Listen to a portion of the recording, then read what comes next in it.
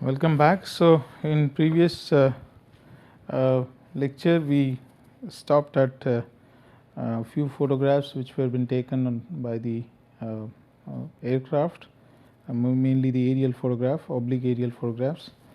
So, as I emphasize that we can go for mostly like stereo vision photographs, but if you are having the aerial survey, if you can do, which is an expensive affair, you can also have that, but of course you need money and time for that. Okay. Now there is another example of low sun angle aerial oblique photo of San Andreas fault system, which shows the clear cut geomorphic expression of the fault trace and associate geomorphic features as offset of stream and all that. So, further, if we look at, this is the exercise which we did after the 2001 Bhuj earthquake, and the aim was to look for the or identify the ground deformation associated with 2001 Bhuj earthquake. So what we did was, again we clicked flying at very low height. Again this was an aerial oblique aerial photograph, and we did mosaicing. So we clicked photograph in such a way that it has almost like 30 to 40% of overlap, and if you use again this photographs like photograph 1, photograph 2, you can view in 3 dimension. So you can have 3D view of this, and that is one of the important parameters to have the stereographic vision, and you need to have the overlap of the area at least by 40 to 50 or more than 50 percentage of overlap should be there. Anyway, but the overall idea was to identify the rupture, or we can say the deformation. There was no rupture on the surface, but there was at least an hunch that probably this earthquake resulted into the surface rupture, but there was just a ground deformation which was observed in the epicentral area. So close up of that, if you see in the next photograph. So this feature which was been interpreted as, if you can see clearly, I am pointing out the line here. So this was the deformation which was prominent in the epicentral area. Few groups who did survey after the 2001 Bhuj earthquake suggested that this is probably the primary rupture, but later on what we did, and based on our survey, we did not agree to this, and this was related to secondary deformation, and that is what we call lateral spreading in the epicentral area, and resulted in development of numerous extensional cracks in the southern part and east-west trending linear bulge. So this was the east-west trending linear bulge, which I'll show in the next photographs, but there was some extensional cracks which were developed in this region. So the cracks were confined in a zone of about like 0.2 to 0.3 kilometers wide in the north-south direction. So this is what we are looking, the photographs which were taken from south, and this side is here north. Okay. So we were flying along east-west line, and the photographs which were taken were looking north. So close up of this one, if you see the extensional cracks, that what we were able to identify. So we flew at and lower height, and then took this photographs, which helped us in pinpointing the area and then to finalize our survey points and transects. And this was the bulge which we were able to identify, very much similar to what one can see during a primary rupture. Another one is here. So this portion. So Likewise, as in one of the photograph I was showing that we also identified the active fault scarps which were been traced and identified using corona satellite photos, and further with the help of aerial survey we were able to confirm the trace what we identified on the aerial photographs. So the point here is that usually what we do is that with the help of satellite photo interpretation we prepare a map which we call a preliminary active fault map or preliminary geomorphic map. This is extremely important and first most important step before we get into the field and start mapping the landforms.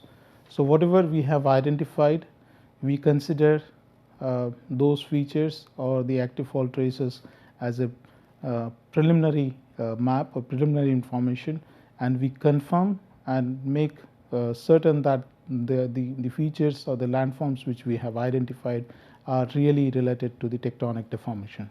So this remains an important aspect before you get into the field.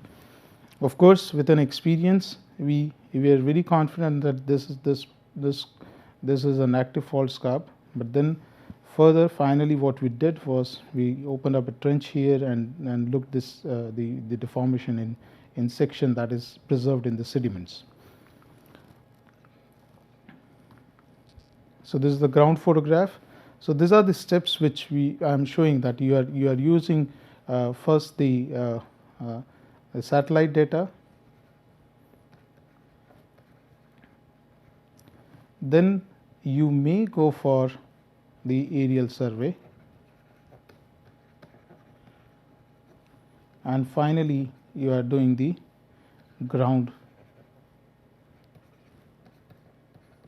truthing. So before getting into this, whatever the interpretations we did, we say that they are preliminary maps. Okay. And then you start mapping further down. So you have this was the trace which we identified here at this location. The photograph was been taken, the ground photograph from this place looking to this side, and this is your scarp, and then and further on the back side what you see are the hills which are been seen here. Now as I mentioned in one of the lecture, and I'll try to show you the comparison between the old photographs and the new photographs.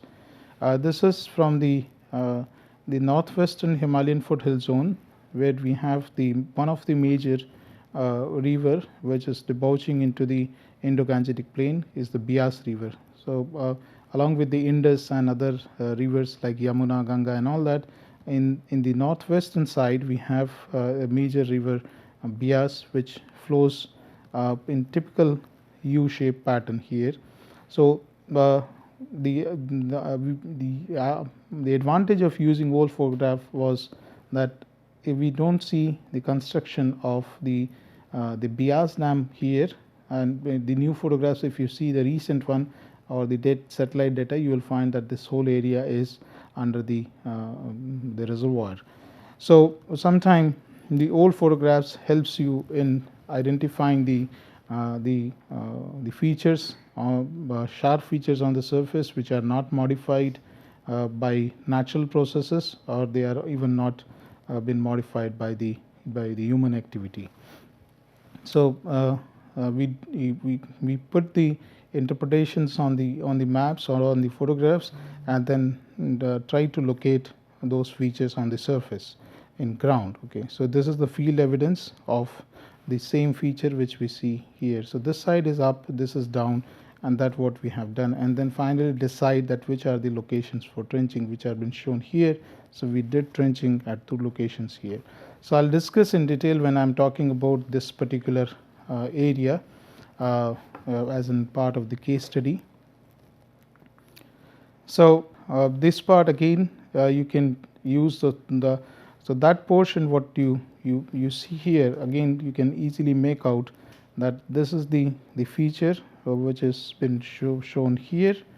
But now what we see is in this line. Okay, so this photograph, this is cartosat photo, satellite photo of not very old, maybe a couple of years old, but this is a Corona satellite photo which was taken way back in 60s. Okay, so this photograph is the upside down in the next one of the Corona photo, and what we see is the construction of a canal across this one, which was not seen in the previous Corona photograph. So this is what I was talking about, that the new structures may alter to some extent such features which are sharply preserved and seen in the old photographs. Okay. So we have the biases here, and you have this tongue shape feature which has been seen or identified. So this image is the Anaglyph. Okay, so we have used two stereo photographs to generate this image. So if you use the glasses of different filters, either it is blue or red, then that will give you a 3D view of this terrain. So that helps in identifying the features, which portion is up, which portion is down, and whether we are able to pick up the sharp contact between the landforms which are deformed. So this exercise, as I have been telling you in couple of lectures, that this we will give a separate lecture on this, that how you will prepare the anaglyphs of this particular region. Now further, what we can do is the classification of the landforms. So we used we can use the stereo pairs of the given area or the area of our interest, and then start preparing the detailed geomorphic map, because classification of landforms will be an important part, because that will decide that whether the fault has remained active since last 100 years or 200 years or more, and whether it has displaced the older landforms as well as the younger one or not. Okay. So with this just simple 2D view, you won't be able to pick up the fault traces which I am showing right now here, since we know that this based on the satellite data interpretation, that is stereo pairs, and after looking the terrain in 3 dimension, we were been able to pick up that these are the areas or the lines which demarcates the fault traces. So we took this portion for the detailed mapping of terraces, and this again we did with the help of stereo photographs, and these are the image which you see is the anaglyph of this region. So with this, what we did was we prepared a detailed map which has been shown here. So you have the fault trace which is going in this direction, that is your HF1, and then there are another fault which is sitting here, and we have different level of terraces which were been marked. In total we had like T0, T1, T2, T3 and T4 and T5. So total 5 terraces were been identified based on the elevation difference with respect to one another. So this gray patch is the terrace escarpment, or we can say terrace scarp. These are all terrace scarp, or we also term this as an terrace risers. So if you take a profile along this one like this, then you will be able to see that there are the clear-cut steps here. Okay. So you have like this is your say T0, then you have T1, T2, T3, T4, and further one more is your T5. Okay. So you have and this portion which has been shown in this curve, the cliff, okay, are termed as terrace risers. So with this we knew that the T0 is the youngest one, and then further moving up to T5 is the older one. So the classification has been given here as a very broad classification, but at least we have marked the major geomorphic features here. So we have terrace risers, which has been shown here, then we have streams in blue, and then we have hills, which have been shown here, and then the terraces with T0 to T5, and T0 is the youngest one, and the faults which have cut this terraces. So if we look at this one here, then we have the older terrace as well as younger terrace has been displaced, and this trace it has displaced even T5 and T0. T5, even T1 is also been displaced here. So if you have the ages of this terraces, then you will be able to talk about that when exactly this terrace was abandoned, and when this terrace was faulted in true sense, and that can be correlated with the events which you can identify by putting trenches across these faults. Okay. So another view of that, you can use Anaglyph, you can use either the corona satellite photo, and based on because we are going to have the corona satellite photographs, corona, or you can use Cartoset 1. You can use both. This are having stereo vision capability, and with this you can generate Anaglyph.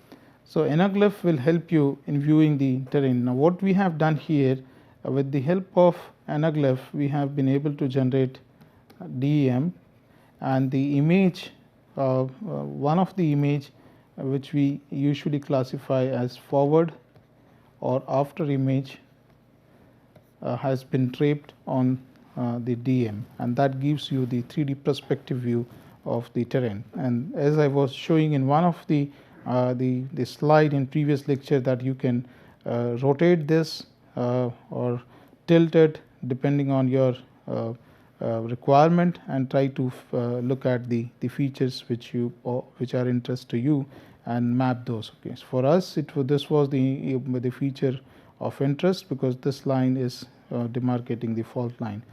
So even you can create a movie and fly through using different softwares. This I have already shown that this is the Landsat data, false color composite, which has been draped on SRTM data. So using this information, all the steps or different type of data you can use. The basic idea is to generate a detailed geomorphic map along with the fault traces which are cutting those landforms. So this is an example of the area from northwest Himalaya near Chandigarh. So if you compare this image with this map, you can understand that what details we have put. So even using just the plan view, you will be able to demarcate those boundaries, but unless and until you won't be able to see the landforms in 3D, you won't be able to mark the fault traces which are shown here. So we have one fault trace here of Himalayan frontal thrust, then we have Pinjore Garden fault, then we have Barsar thrust, we have Taksal fault, which is traversing in this direction here. So this is just a comparison that what data you can extract using the satellite images or satellite photo interpretation, and final you can still say, unless and until you have not done the detailed field work, you can say that this is your primary or preliminary interpretation or preliminary geomorphic map along with the fault traces. Now another important part is, after you have done like your field survey, where you have done the mapping of or identification of the fault scarps and the landforms, tectonically deformed or tectonically developed landforms. Another important aspect which comes as the sedimentary and geomorphic mapping. Okay, so geomorphic mapping you will do the basically using the different instruments, because we need to have the precise elevation difference in the of those deformed landforms, and the signature of the deformation preserved in sedimentary succession. So mapping of quaternary deposits, which can be differentiated on the basis of depositional or sedimentary structure, internal geometry, size and shape of the detritus, we usually take into consideration when we are looking at the sections. So the quaternary deposits, we need to have understanding of sedimentology when we are talking about the basic sedimentary or primary sedimentary structures and all that, because that will help in identifying whether the deposits which we see in the section, that is in the trench or in the exposed section along the river valleys, what environment they are indicative of. Okay, whether they are channel fill deposits or they are overbank deposits and so on. Okay, so by this one can categorize the deposits to their respective depositional environments. Either they are full fluvial deposits, glacier, aeolian, lacustrine or mass wasting because of the landslide.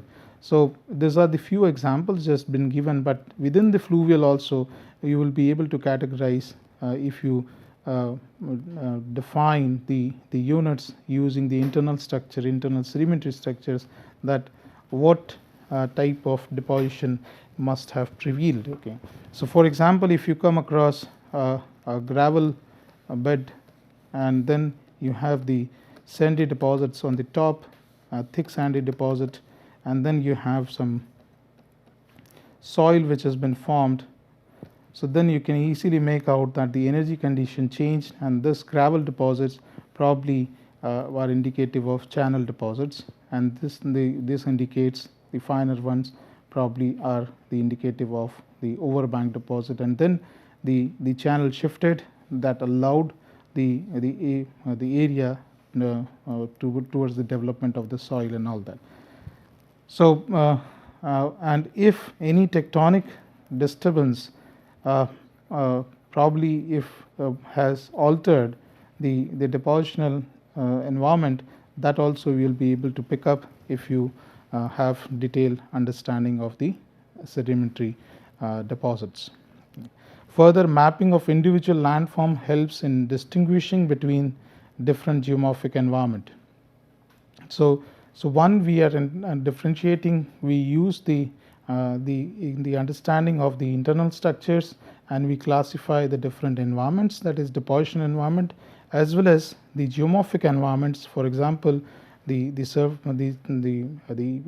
area experienced deposition, or it wasn't because of the erosion, or we can say that whether the landforms which we have marked is related to the fluvial, or it is like fluvial terraces or alluvial fan surfaces, will be able to make out. That is within the alluvium, that is we can talk about the alluvial fans.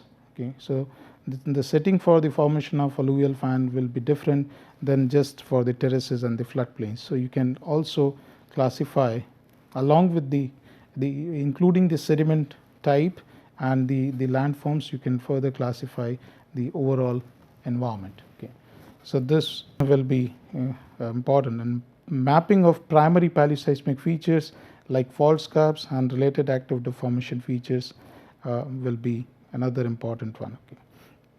Then comes the warped surfaces.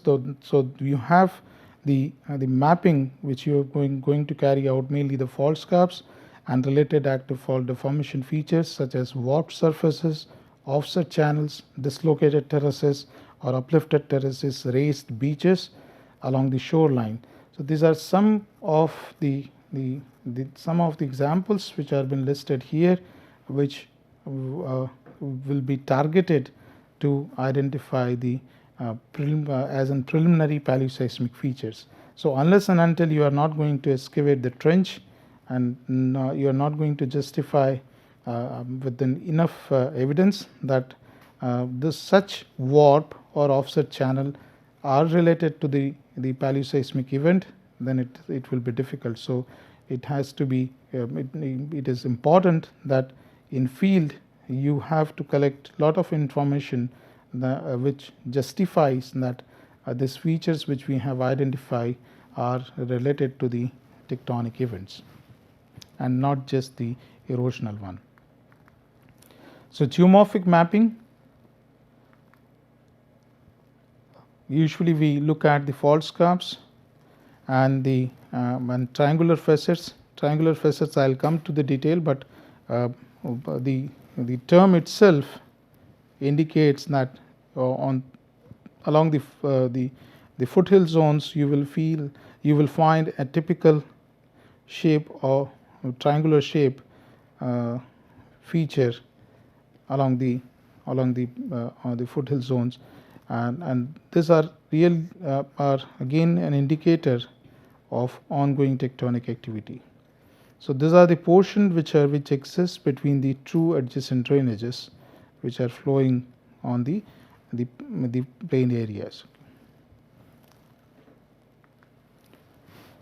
Then you have the reverse fault scarps. So such sharp features will be seen in normal fault scarp. In reverse fault scarp you will see the warping, because what you see here is of course there is a deformation here, but the deformed material has been displaced along a very sharp plane.